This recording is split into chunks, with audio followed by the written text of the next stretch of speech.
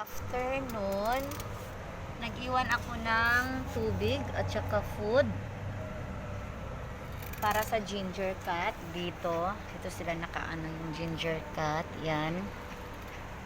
Wala kasi.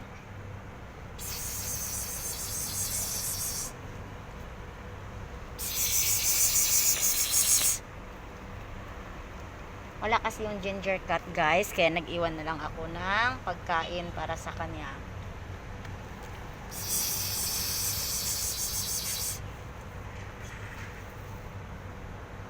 Yung malapit siya sa supermarket. Ito yung fish market. Tapos dito siya nagtatambay. Dito ko siya pinupuntahan dati. Dito siya dati. Pag morning, dito ko siya pinupuntahan. Diyan. Diyan siya lagi nakatambay dati. Diyan siya natutulog every morning. Ngayon wala siya.